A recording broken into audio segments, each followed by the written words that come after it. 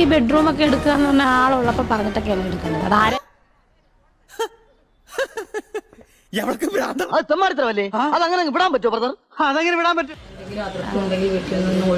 കിച്ചു എന്തെങ്കിലും പറയുന്നതായിട്ട് ആരെങ്കിലും കേട്ടിട്ടുണ്ടോ? അതെന്തെങ്കിലും പറയട്ടെ. നല്ല കട്ടിയാണല്ലേ. കിച്ചു എന്തായാലും മീഡിയക്ക് മുന്നേ വന്ന് രേണുമ്മ അങ്ങനെയാണ് ഇങ്ങനെ എന്തെങ്കിലും പറയാൻ നിങ്ങൾ ആരെങ്കിലും കേട്ടിട്ടുണ്ടോ? ഇല്ലല്ലോ. അപ്പൊ പിന്നെ അതിനകത്തൊന്നും പ്രസക്തിയില്ലേ. ഔചിത്യം ഔചിത്യം ഔചിത്യം എന്നൊരു സാധനമുണ്ട്.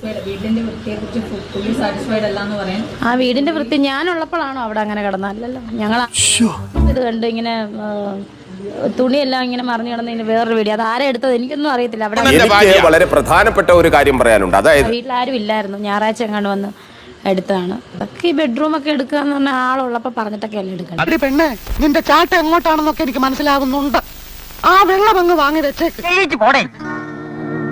കിച്ചു വന്ന് വീഡിയോ എടുത്തപ്പോൾ അമ്മയ്ക്ക് അത് വൃത്തിയാക്കാൻ പറ്റിയില്ലായിരിക്കും. അതേ ഉള്ളൂ. വൃത്തിയാക്കാൻ തന്നെ തുണിയെല്ലാം അങ്ങോട്ടും ഇങ്ങോട്ടും. മഴക്കാലം ആകുമ്പോൾ നമ്മുടെ വീടുകളിലൊക്കെ തുണിയെടുത്ത് അങ്ങോട്ട് ഇടും, എന്നിട്ട് പിള്ളേരുടെ കാര്യം നോക്കും.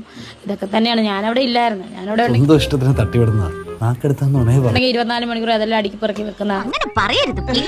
ഇതൊക്കെ അവനവന്റെ ഇതാണ്, പരിധിപ്പെട്ടതാണ്. വൃത്തിയാക്കുക എന്ന് പറഞ്ഞാൽ എന്നും അത് വൃത്തിയെ തുടച്ചിടുന്ന വീട് തന്നെയാണ്. പിന്നെ ഷാജി കേട്ടാ ഇവിടെ അരുതബു